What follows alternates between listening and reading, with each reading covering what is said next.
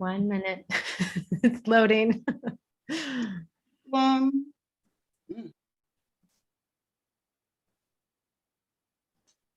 Laura. Okay, it's live. So Melissa, I'm going to send you the link.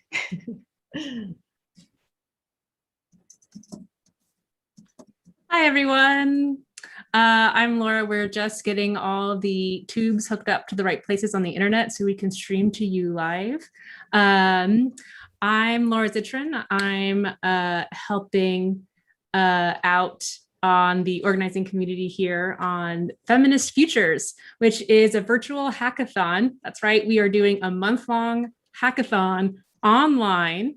And I would think about the hackathon as two parts. We're thinking about what is a feminist future? And to try to answer that question, we have the hackathon, the core of our event, which is a team, participants from all over the country who have teamed up, and they're working on interventions to in relationship. They're being mentored by amazing community partners, which we'll drop the link in the chat to, and who are doing fantastic work in the field. And they're focused on four things. We have four tracks: the community, the reproductive justice and menstrual equity track, the care economy and domestic workers track, prison abolition, and environmental justice. And these are the four core areas that we're focused on. And we have themes that we look at every week, from care to world building to pleasure and time. And this week it happens to be pleasure and joy and abundance and all those things that leads us to. So I will not take up any more time. We have Tricia Wang with us here tonight, who is interviewing the amazing Demita Frazier, which we're so thrilled to have our guest of honor tonight. And I'll let Tricia take it away from here. Thanks so much. We're happy y'all are here. Thanks so much, Laura, and the entire team at Feminist Futures. So welcome to Feminist Futures. This is, like as Laura was saying, a month-long virtual hackathon and community series. So I'm Tricia Wang, your host for tonight's public event, which is the third in a four-part series of weekly talks. And every week there's a theme. So the first week, if some of y'all went, it was geographer Mary Jamanasaba, who shared about her uses of film to politicize care work.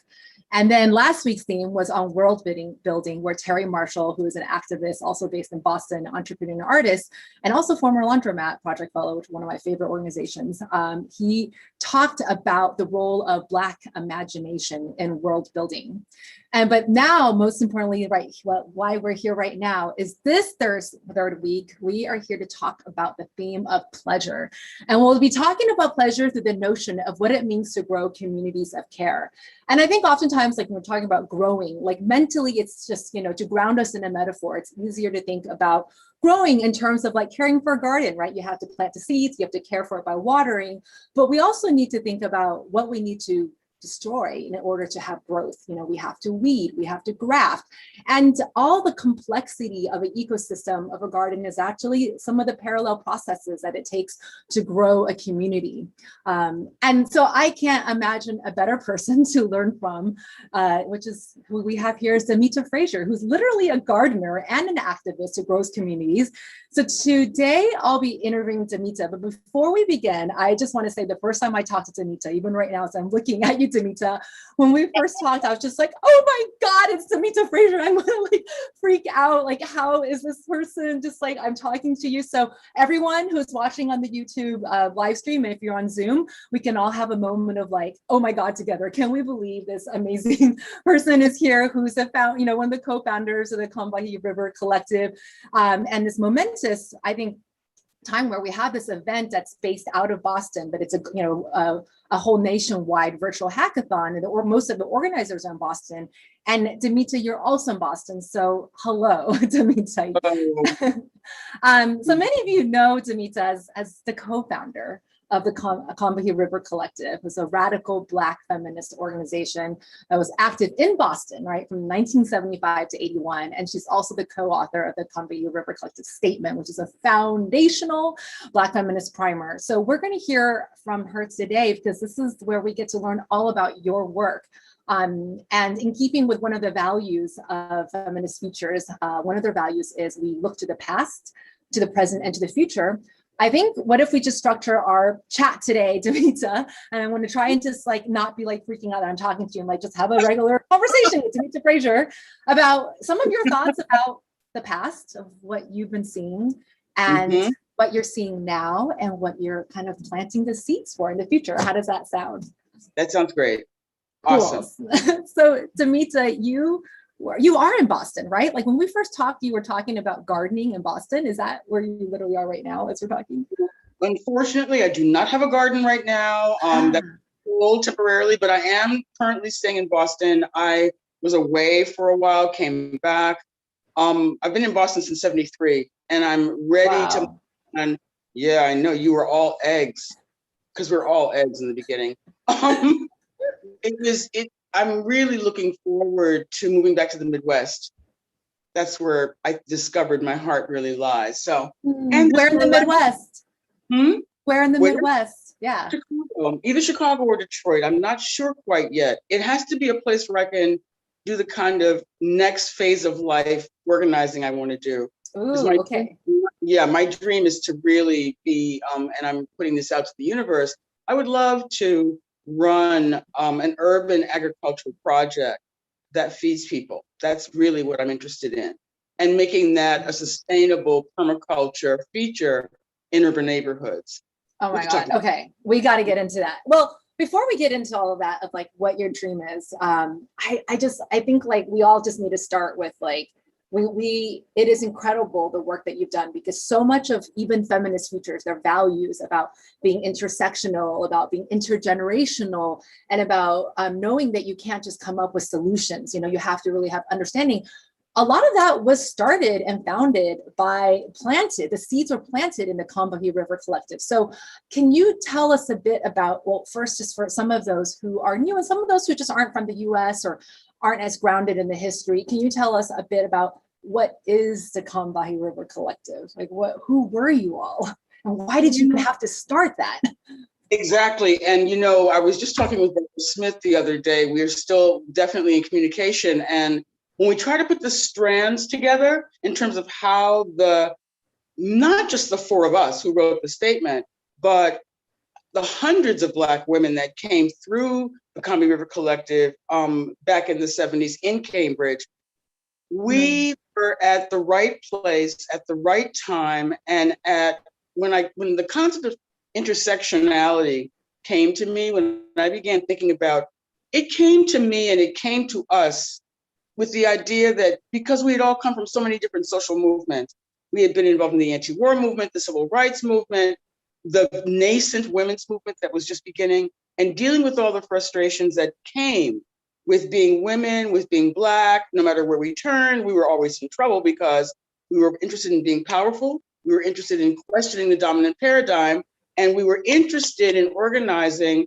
Black women so that we could be equal participants in the saving and freedom of our communities. So I was 21, the Smith sisters were in their sort of late-ish 20s. We've got some years between us. I forget that there was a difference, even an age difference between you all, like between Beverly and Barbara and you, because that does mean something, those 9-10 years.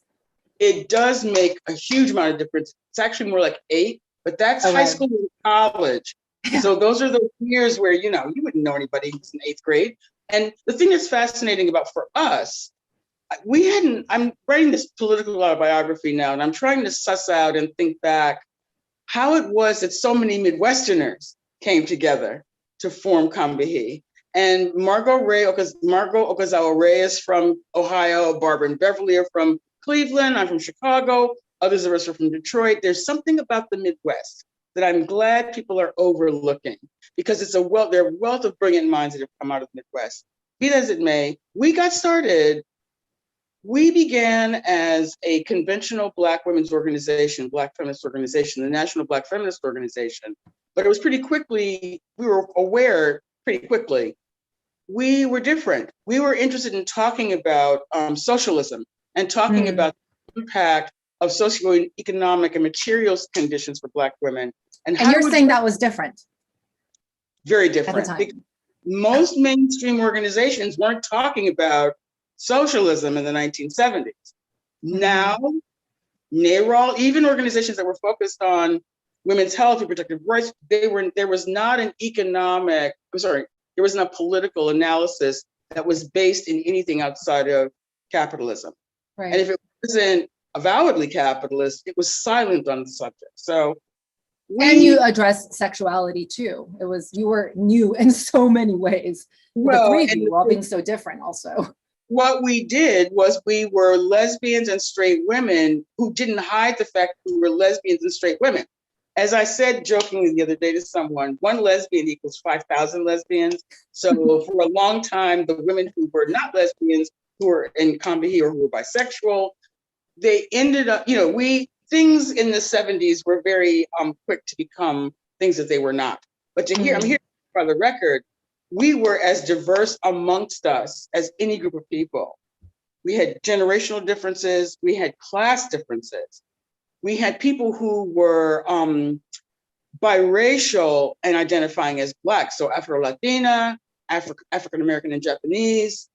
We were a group of very, the thing I think was really remarkable was that it didn't take much for us to find one another ultimately. And then we did, amazingly, we all had the same quest and desire for freedom. And it was not freedom for us individually. It wasn't about freedom to wear or not wear something or to present in a particular way. It was whatever the freedom was, that was the expression of Black womanness. We wanted that for ourselves. And particularly because we were many of us were intellectuals as well as activists. And I want to say something. It's not unusual, despite what people think, that middle class and working in lower middle class and working class people the communities are ripe with people who are intellectuals. It's just that people aren't really celebrated in that way.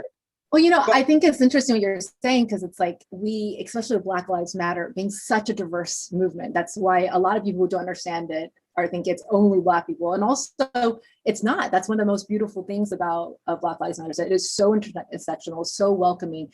But I didn't even realize, I'm learning right now as you're talking, I didn't even realize how diverse it was back then when you were organizing. I truly didn't understand until right now you're talking about it and saying that it was that intersectionality already existed back then also, which is really amazing.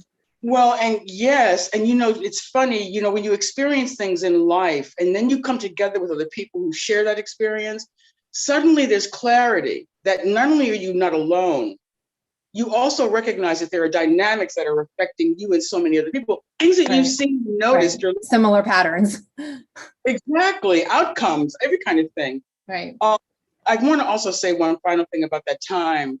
It was incredibly exciting to be alive and to be an empowering woman during that time period, an empowering person, because it wasn't just women of all colors. And despite the bad press, the women's movement was never, ever simply a white women's movement.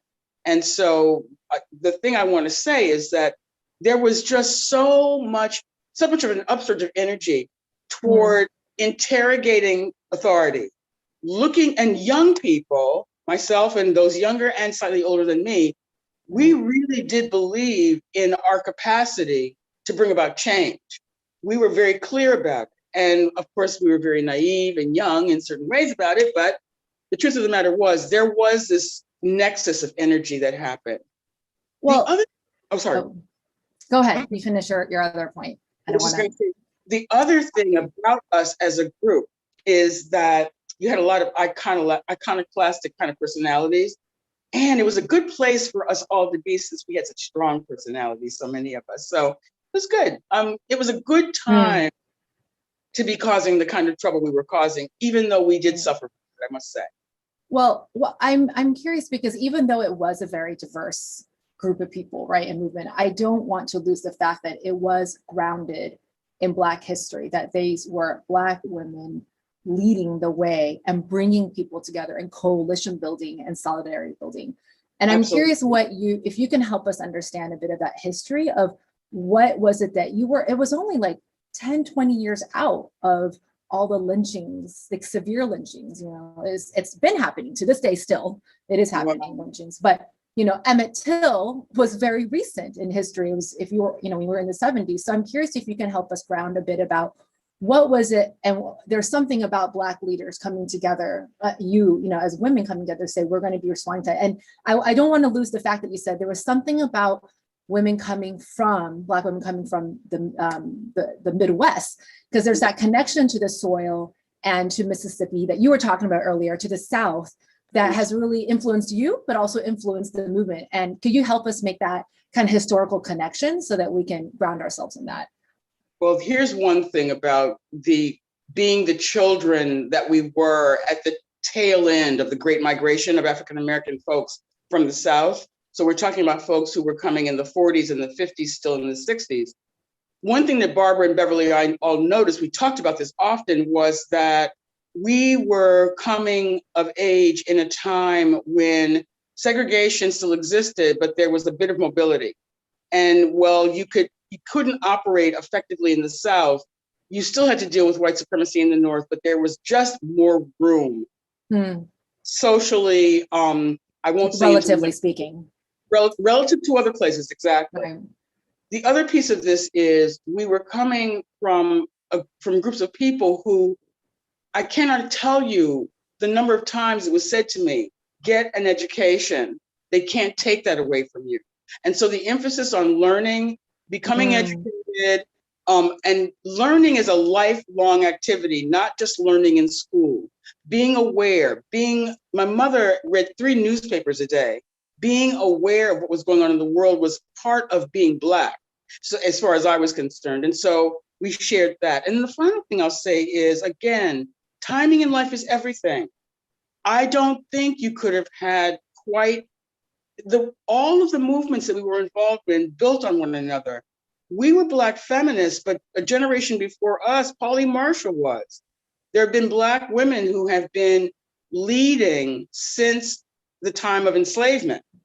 And so the fact that we are without all of our heroines and without all the guideposts along the way, we have Harriet Tubman, we have, Sojourner Truth, but who about the untold numbers of Black women who were the aunties, mothers, grandmothers, sisters, kinfolk, who through their incredible resolve, determination to live, we inherited that. And so I would say the other piece was we were motivated to be activists, to change conditions in our communities for the purpose of improving the life of everyone in our community.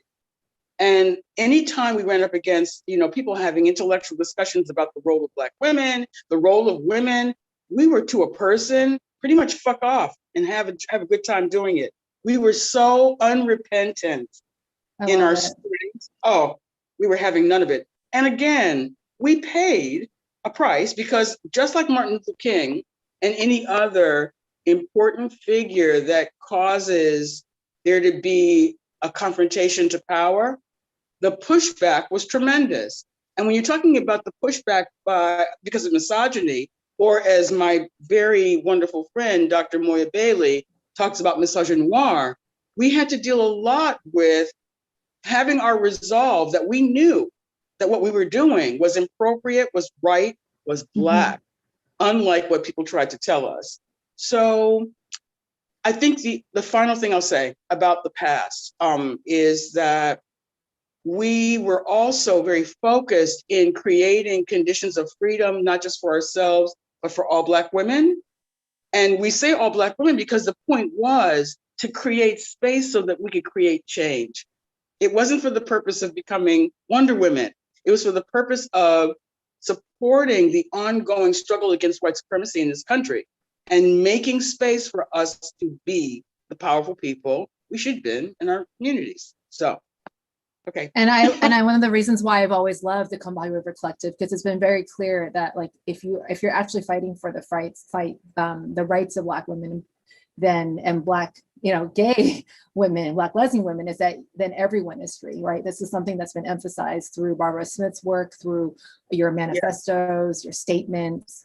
And so I'm curious, like, what from your perspective, as just someone looking back, what is like the thing you're proud of most proud, like one of the things you're proud of in terms of the impact, the lasting impact? Because you must look all around. I'm just thinking like, wow, if I was any of the founders of the Combahee River Collective, I will look around and be like, look at all my children and look at all the seeds that we have planted from that has made today possible. We use your terminology. The leaders of Beyond like are actively talk about building on top of your work. So what stands out, for you when you wake up and look at the world today? Well, I think when we talked last, Tricia, I said that I'm not nostalgic. I don't tend to look at the past as being sort of this peak period of time when, look at what we did. I have deep love and affection for the young women who we were creating that work. And in fact, one of the things about my own thinking about the time is that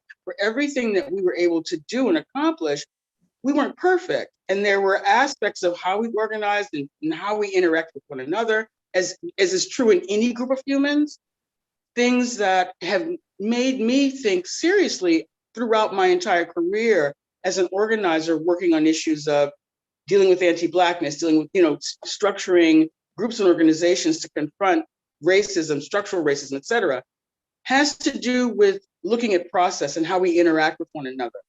The health of our interactions, the health of our relationships as we try to build, to confront power. I think we need to emphasize the importance of that organizational relationship building. It's challenging. I think what's amazing is that you share the manifesto. That was step one. It's shared. It was accessible. That's part of creating a shared language that I think you've modeled. You all have modeled that behavior for so many of us. So I want to thank you for that. It takes a lot to do that, to build organizations. So I want to take it now to kind of like what's happening now. We kind of have looked at like this past work, but I'm curious, like, you were saying you were organizing this time where it was like recently out of the Great Migration. We were dealing with Emmett Till from, the 50s. It was all very recent, back then. And there was the civil rights movement, there was wars, there were many movements, right? And now here we are today.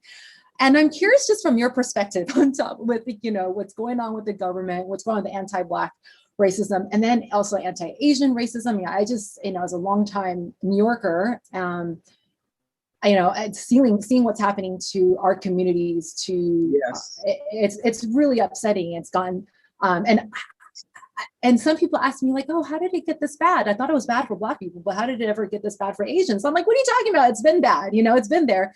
But so from your perspective, how does it feel when you're experiencing what's happening now, the world, versus like what you were seeing in the 70s? Does it feel the same or similar? I'm just curious, like, I don't even know. Police, the role of and the issue of policing, same then, same now, only it's metastasized now. It's worse in a certain way, but it's also more visible. I want to go back to something you said earlier. Lynching was going on after Emmett Till, before Emmett Till. And in fact, if you were African American from this country, then you knew people, either in your family, in your community, you knew people. It was not a every once in a while occurrence. It's just typically as true in this culture that it was hidden. So again, the urgency to want to make change in this country was always there for us because we were much more attuned and tuned into the realities of what life was like in America. When I look at what's happening now, this is what heartens me. I was thrilled about the formation of Black Lives Matter and that they came out clearly again, and I feel like Combahee did sort of lay a bit of the path for this, to not throw anyone off the bus. So trans people, non-binary people, every kind of Black person has a right to be in that line, making that pushing back card and not throwing people off the bus. That's so critical in terms of human evolution, because it's not just BLM that had that tendency. I mean, that it's not just Black folk who deal with homophobia. It's not just Black folk who deal with transphobia.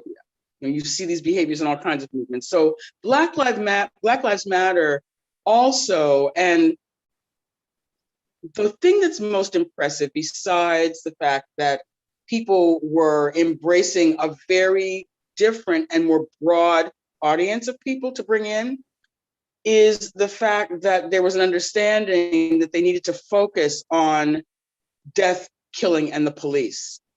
Because I'm a prison abolitionist, and I am definitely, the policing is a failed project. So we are in a situation where, because of the murders, because they're so glaring, because they're being taped, we're now getting all kinds of information that many of us didn't get before. Not all of us, many so it of us. feels, if that's what you mean by it feels more visible now. Especially to people who have not been aware. Exactly. Right. Yes. I want to say one more thing. I feel like one of the other things that I'm noticing that I'm loving is the re-emphasis in the African American diaspora and the communities on looking to our relationship to the land and to food security and to the things that relate to health, because so many of the factors that mitigate against our simple success as healthy people, enabling us to think clearly, enabling us to feel strong, enabling us to not feel deprived so that we can think about the hard issues that we need to change, is food and pleasure in food. Right.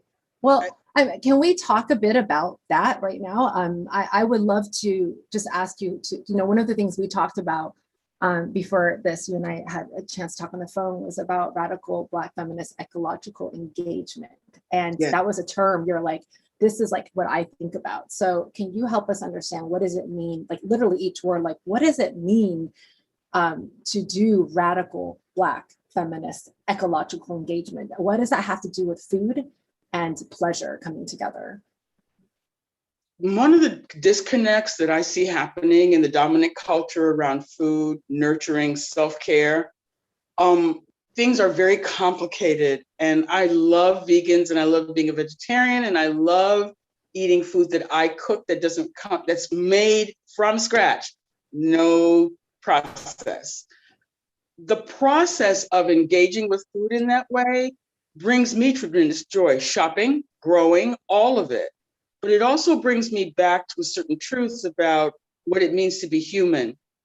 And for me, what I noticed is that for African American people, our relationship to the soil is complicated. It's complicated by white supremacy. It's complicated by a history of enslavement. I remember my mother saying very clearly, I never want to see dirt again for the rest of my life, when she left Mississippi. Wow. Well, you had to be there to know. You didn't even want to be a young Black woman in the dark, in the woods, ever in your life. When I think about outdoor Afro, and I think about our need to approach being in nature and feeling our rightful place in nature, only when you're thinking about being murdered because you're in the wood, or raped and murdered because you're Black, and only because you're Black, it creates complications. So I think that's really important that you bring that up, because I think it's a privilege. It's a privilege to appreciate nature for anyone, but it's also an assumption for many that nature, that dirt is safety, that it is nurturing. And can you tell us a bit about what it means for Black community, Black culture to reacquaint itself and to reclaim their relationship to their earth in their own terms? Like, what does that mean? What has that meant for your mother, or for you? Has your mother been able to do that? Or you, like, what does that look like? My mother has gone on to fertilize the earth herself, but I will say, the thing that my mother gave me, despite the fact that she had a green thumb for plants, but she had no interest in growing food, is that my mother was a brilliant cook, and she loved to eat food that she grew up on a farm. So she knew what actual vegetables and fruits like. And she inculcated us with that need and desire to have things that tasted the way they should. And my mother was hysterically funny, so I can think of a few things that she said. My mother thought it was hysterical when white folks found beans. She said, they discovered beans. Now they're eating them. Oh my God. I mean, she made a lot of fun because, again, discovering, Columbusing. But I say that to say my mother had an aesthetic about food. And like a lot of folk who come from people who have served white people and been exposed to, cooks who worked in France. My grandmother worked with some very rich people. She learned a lot about French technique, but she also taught the cook Louisiana cooking. And the cook kept saying, but this is French. And my grandmother's, just whatever. The point is, we have a particular history, some of us, with engagement with the deliciousness of food and the pleasures of the table. And my mother and grandmother both instilled in me the importance of not losing that.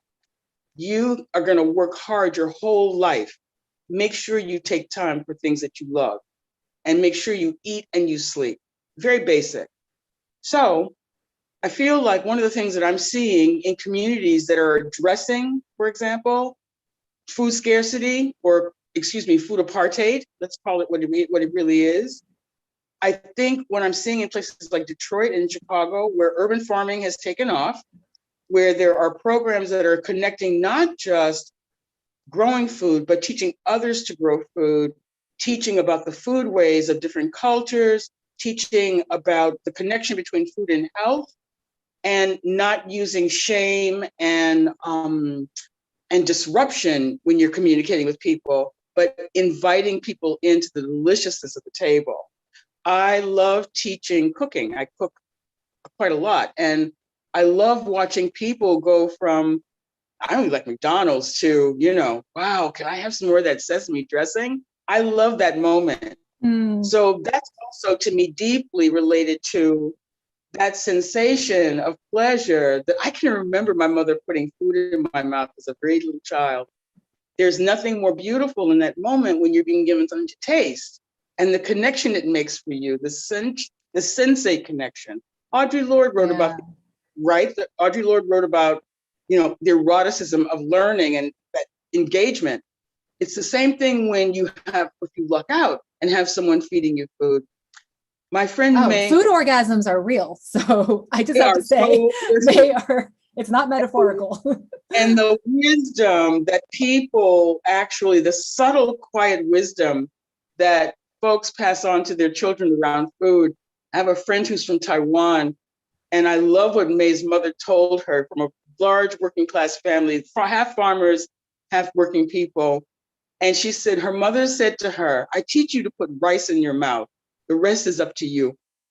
And I still get goosebumps when I think about that, because it's no small thing, that rice going in your mouth, that you know what rice tastes like, that you actually know what it is, to see someone having gone from cleaning rice to cooking rice and putting it in your mouth. You're totally right about learning the life values of life through eating. I mean, you're bringing up my memories of my grandparents and my mother being like, I've been trained to eat every single grain. And they would just say, you cannot leave a single grain on yours, because one day you will not have it. And the other people don't have it. So you have to enjoy this privilege. And we talked a lot through food, like love language was talked about through. I remember her being I'd be like to my grandma, it's like, Mom doesn't love me. They'd be like, she may not say it because she doesn't show it like white people, but she always gives you the largest piece of shrimp. And so that's how you know. See, there are other ways of knowing. Exactly. Other thing. No, you go ahead. I will. I don't want to let you lose track of that. What were you going to say? I want to say one more thing that's interesting to me about self-care, because one of the things that we did do, and because there were those of us in Combahee who were interested in health, healing, the body, we were dancers, we were people who did a little bit of yoga, but mostly dancing. The thing that's fascinating to me is that we shared food that we were very much into, because I think, in case anyone doesn't know, in the African-American community, at least in my life, people who knew how to cook and really knew how to burn, as we used to say, were held up in the highest. And that's related historically to the magical, absolutely transformative cooking that you had to do when you were given scraps to eat. And when you had to have a garden, or less than nothing. And when you had to have a garden, if you were allowed by the enslaver, so that you could grow food, and that way you'd have something to mend your rations with. So we have a long history of all of this, but a lot of it's obscured over time. The entire country became less rural, and don't forget that consumerism and late stage capitalism never sleep. Yeah. So why sell? A carrot, 17 cents. A Twinkie is fully subsidized, so that by the time it gets the subsidies for all the parts of a Twinkie, it's 2 cents to the manufacturer. Well, you must, I mean, what's amazing is that I know you're on Instagram, so follow Demita. I've just pasted her link in the chat, but I don't know if you've been amazed to see all the resurgence of Black men and women reclaiming their relationship to farming and to plants. I mean, it's like a whole thing on Instagram, all these accounts. So I definitely think you're right that this is happening. Exactly. And your point about like this, like a reappreciation of the time it takes to make fresh food. This is something that we've talked about a lot, which is, you and I are around the commodification of care, and that this comes from this. I reminded of like it was, I think, Kenneth Jones and Tema Okun's work on the elements of white middle class dominant culture, where it's on urgency, perfectionism, but that urgency to not take prevents you from taking the time to grow and to appreciate the whole ecological process. So I'm curious, like, what does that have, how does Black radical feminist ecological engagement bring us back to that and actually pull the curtain open on these, white dominant middle class values of urgency and like just microwave food, I don't really know the answer to that question, because one of the things that I realized is that we're talking about trying to change, to create the possibility of something more, something else in the so-called land of plenty. So for some people, they think about cooking and all of that, and they're like, that's going backwards. That's not the future. That's not whatever those boxes of food that come in the mail and do everything for you. And because we don't have time, because we're busy empire building and buying a bigger house, or just trying to keep a roof over our heads, because let's be frank, many more of us are in that situation than the former.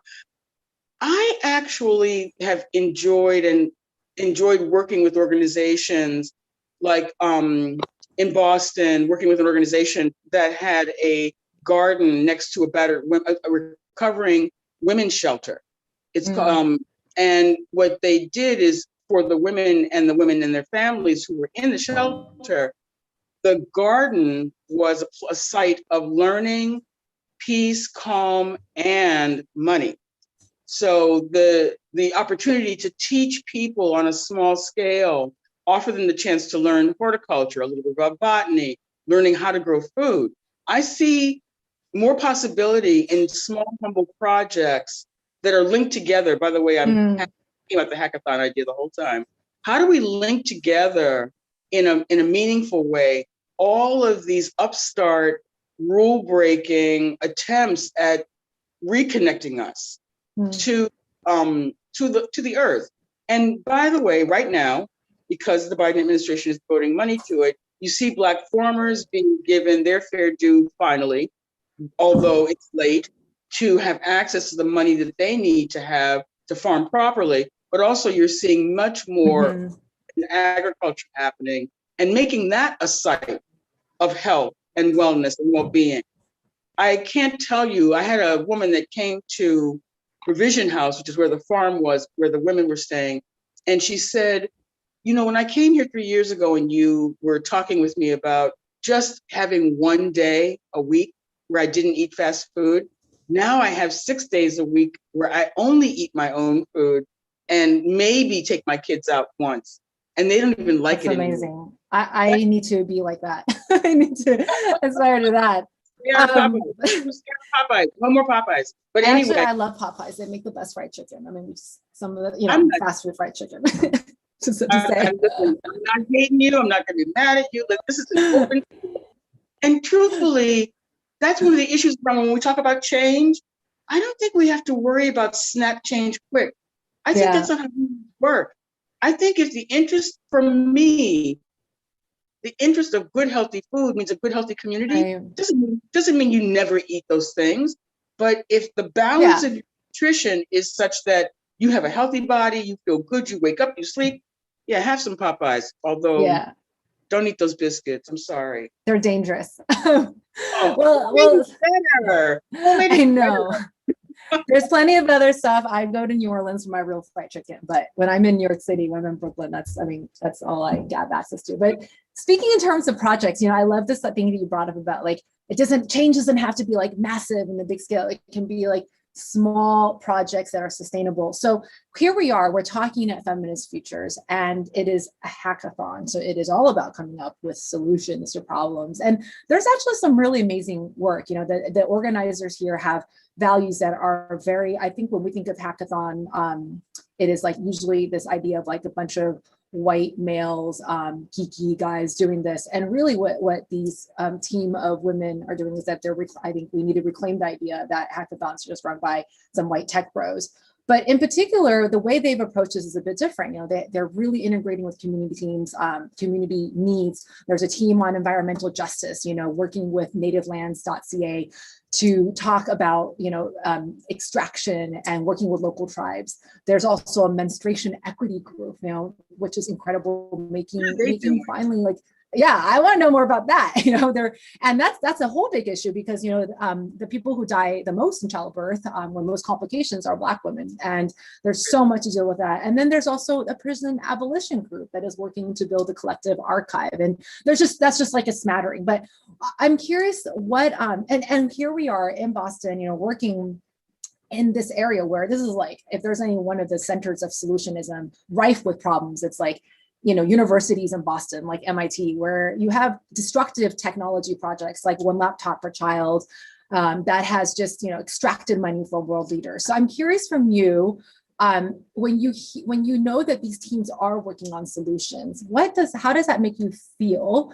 And what kind of advice would you have, since this is an intergenerational conversation, for these teams, you know, that are trying to solve problems? They don't want to do it in a fucked up way. They don't want to repeat the problems of colonialism or solutionism.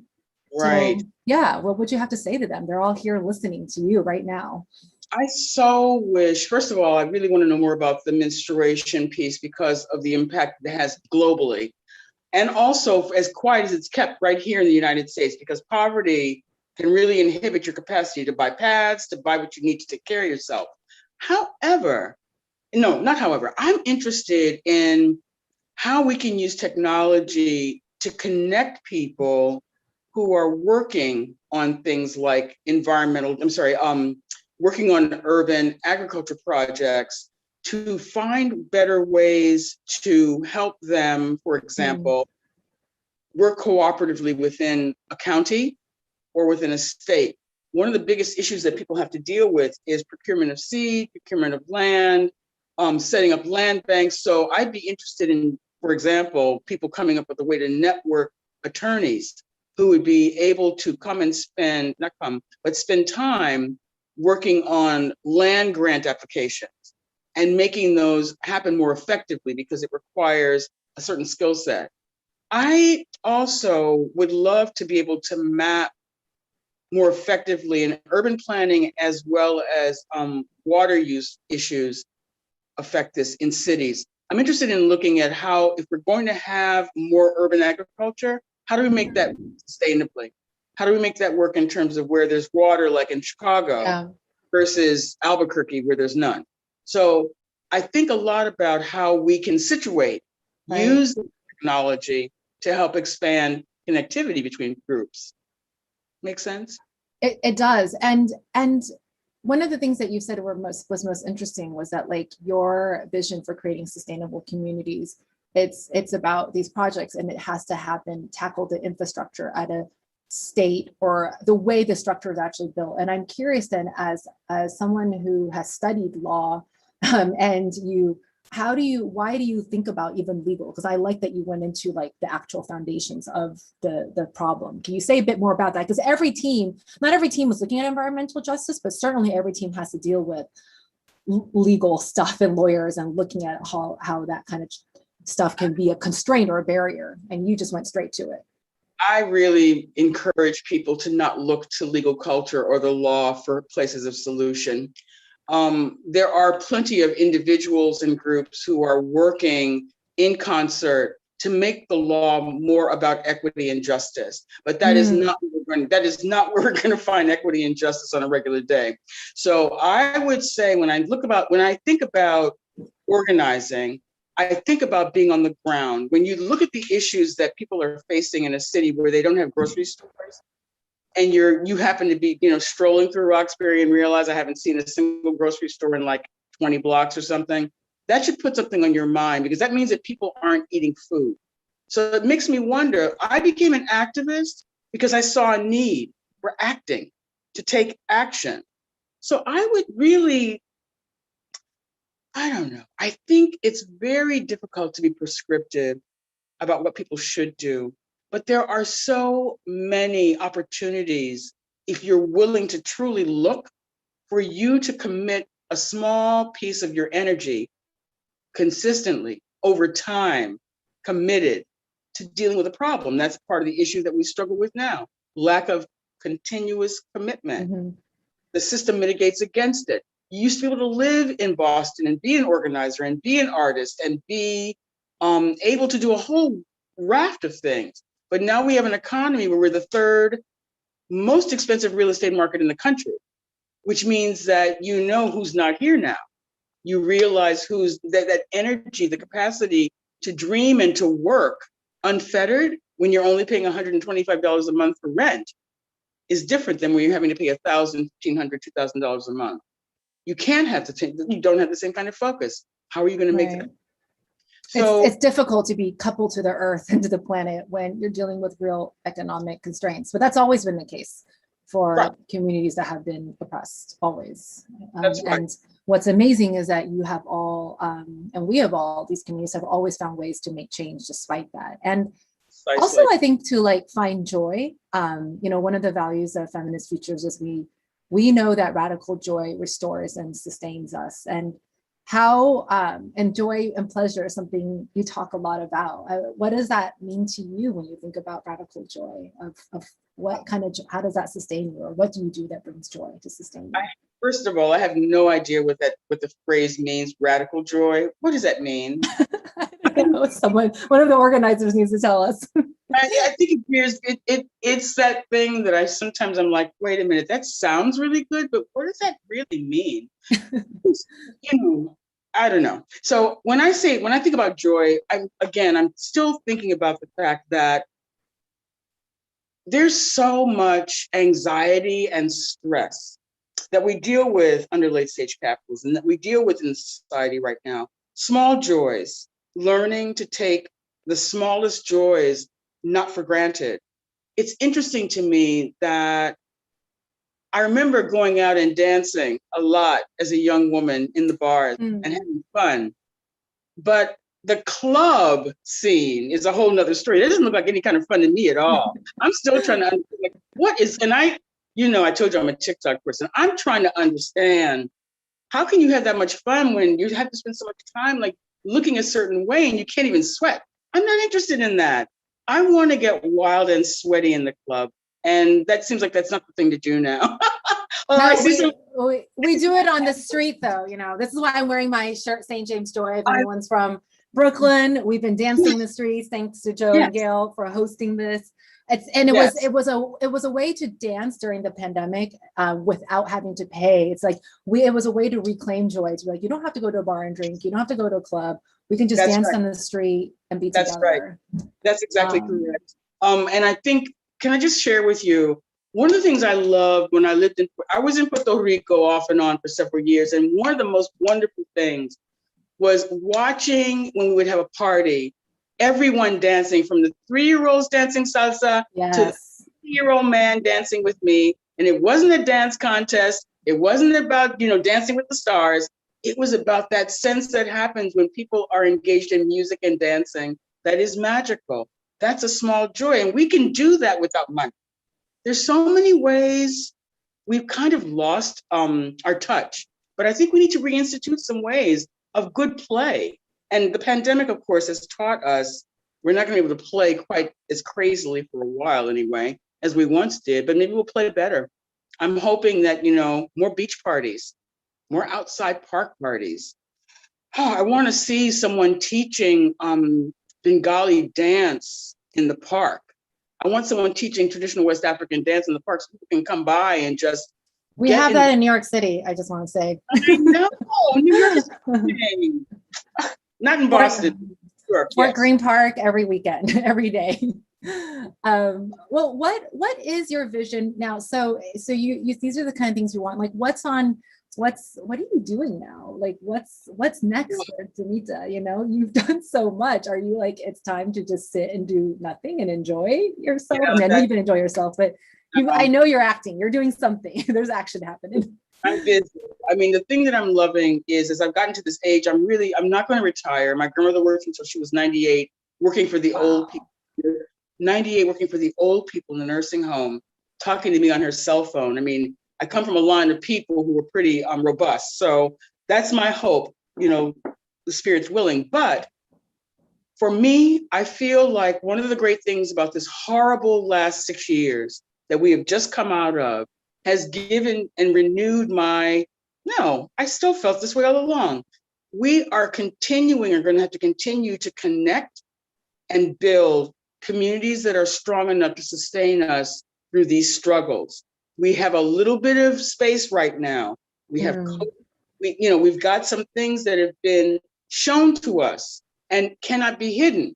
So the question in this culture is always what are we going to stay alive to? What are we going to take? What are we going to embrace and own? And we already know we have forces that are pushing against consciousness, pushing away from connection between us. So I feel like do your small bit, learn.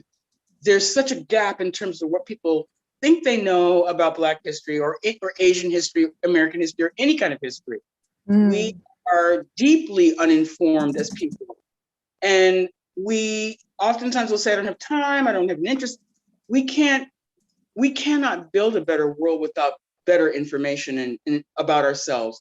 We also, I think, there's no easy answer. It's a hard slog, humanity. And I think one thing I'm heartened by, and I'll say this, one thing I'm heartened by is that we have an intergenerational conversation happening now that I've been longing for. And I love, you said to me, seeing all these young feminist daughters and sons who are emerging. I'm loving that there's continuity. I love that Black feminism is transnational. Back in the day, we had some women from the Seychelles Islands visit us in the 1970s. I didn't even know where the Seychelles were. That's amazing. No internet, they just sent a letter. We have the capacity now to be connected in ways we could have only dreamt of. So I feel like building that interconnectedness, building those relationships is critical. I wish I had a magic wand that I could wave, or I had a magic solution, but that's not where the magic is. The magic is in what we make it. I really believe that, and building.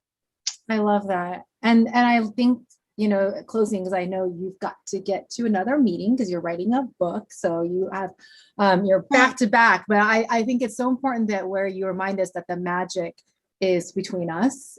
It's between these kind of conversations, small, it's between hyper local conditions. We have to start on our block instead of, that world imagining, that imagination starts here with what's happening with your neighbor into your neighborhood. And I think you're reminding us of that. And that's in the history of your work. And it's amazing also, I think, just like, I'm just so lucky to, and I think we're also lucky to be able to have you outline these kind of parallel histories of the legacy of the work of what's been happening in the 70s and how the 70s was building off of what was happening in the 50s, 60s, but also responding to the racism of the times. Vincent Chen was killed, in the 70s, and there was all the lynchings that were on in the 70s, also indigenous, taking the land of indigenous communities. And it's all of that stuff is still happening. Murder of indigenous women, the outright murder of indigenous women. And to this day, that's still happening. And but it's even more visible on a global level. And so it just really goes to show your ability to help us see that history and to see the parallel responses, but also how we can, reminding us that we have to have joy in this. And especially because I think as Black women, your bodies, the bodies of Black people take on the brunt of this oppression. And thank you for reminding all of us that we get to learn from all of your work and self-learning about the importance of care and the magic of rediscovering those kind of roots to the land, and how it's not automatic, that everyone has to go through their own process of reacquainting themselves and making the land, their own relationship. To the extent that they can. And I also want to say, by the way, Black folks are resistant not resilient, resistant. So I want to also say, I don't think we always and all of us absorb the traumas. Many of us are obsidian and honest and are capable of extraordinary grace under pressure. And so again, that's one of the gifts of our genetic longevity, because the earth started with us. I love that word that you use, obsidian. That's a beautiful metaphor. Yes. I really thank everyone for the invitation to come and talk with you. I'm very, very honored, really. This has been a wonderful Before experience. you leave, Demita, tell us about your book. Tell us about your obsidian knowledge that you're building in. Book that you're writing before you run off. I want to write a book that's a political autobiography, because my path was not a typical one to politics. And I think the thing that I've learned from reading Baldwin, from reading, I could go on with the authors who have helped me to understand that so many of us who are attempting to bring light and are really keeping ourselves head to the wheel, working hard for freedom, come from all different sorts of walks of life. And many of us come from very uneasy paths. And I want there to be, I also want it as a cautionary tale. If you choose the life of an activist, be prepared, because it will be up, down, all around, but you'll have an opportunity to actually make a change on this earth. And that's a wonderful thing. So that's it. You're incredible. I wish we can keep you here longer, but I want to be respectful of your time. So please go build that knowledge of obsidian, agglomeration of everything you've done, so we can all benefit from it beyond this group. Thank you so much, Demita, and thank you to the Feminist Futures group for making this hackathon happen and for reclaiming the concept of hackathons continually by women and an inclusive group. And this talk will be online, so please share it with your community, your peoples. Wonderful. Goodbye, everyone. Bye. Bye. Oh, lovely. Someone take it. I hope someone took a screenshot with Demita here. Please, actually, I need to do a screenshot. Oh my God. Oh, I love Lexus. Cannot. I took like 100, so I'll send you the best one. Okay, thank you. I was like, I can't forget Make sure this you moment. sort those properly. Bye. Thank you so Bye. much. Bye.